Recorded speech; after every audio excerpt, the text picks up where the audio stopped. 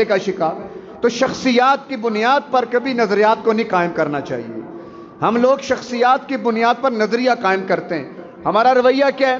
ہم پہلے کسی شخصیت کے ساتھ عقیدت پیدا کرتے ہیں، عقیدت پیدا کرنے کے بعد اپنی عقیدت کو نظریے کا رنگ دینے کے لیے پھر اس کی جائز اور ناجائز ہر طرح کی حمایت کرنا شروع کر دیتے ہیں۔ حالانکہ اصل کیا ہے؟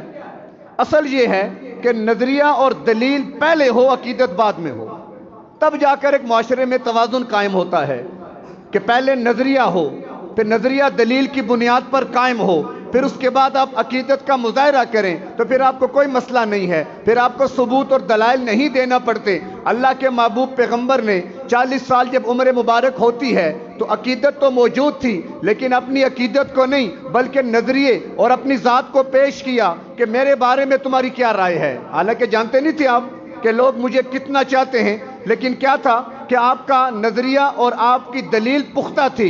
اس کے بعد لوگوں کو عقیدت پیدا ہوئی، پھر اس مرحلے پہ آپ نے اپنی دعوت کو آگے بڑھایا۔ ہمارا بڑا مسئلہ کیا ہے؟ ہمیں شخصیت پرستی کا ایک مرض لگ چکا ہے۔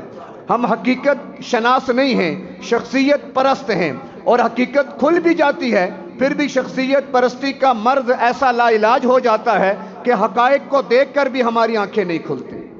ہمیں سمجھ کیوں؟ وجہ کیا ہے؟ عقیدت پہلے قائم کر چکے ہیں، نظریہ اور دلیل بعد میں لائی ہے، لہذا اب اس کو ثابت کرنے کے لیے کبھی ادھر کبھی ادھر، کیونکہ ہار تو ماننی نہیں ہے، جھکنا تو ہم نے ہے نہیں، یہ تو ہماری فطرت میں نہیں ہے کہ ہم کہیں کسی کے سامنے جھک جائیں۔ ایک نظریہ قائم کیا، حق ہے یا باطل، ہم نے اپنی انا کو کسی جگہ پر جھکنے نہیں دینا۔ یہ وہ بیماری ہے جو لا علاج ہوتی ہے۔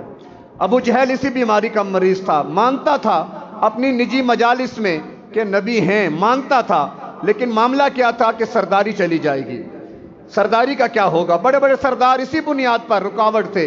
حالانکہ عبس وتولی ان جاءہ الاعمی، کیا تھا پس منظر اس کا؟ ایک نابینا غریب صحابی آئی، اس دوران کوئی بڑے شرفاء بیٹھے ہوئے تھے تو اللہ کے نبی کو تھوڑا ناگوار گزرا، اللہ نے سورہ عبس نازل کر دی۔ نہیں، ایسا نہیں ہونا چاہیے کہ جو شرفاء کون ہیں؟ جو اللہ کو ماننے والے ہیں، جو نظریے پر قائم ہو چکے ہیں۔ یہ تو اپنی سرداری کے چکر میں ہیں، یہ تو آپ سے مطالبے کرتے ہیں کہ غرباء کو ہٹاؤ تاکہ ہم تمہارے پاس بیٹھ کے تمہاری بات سنیں۔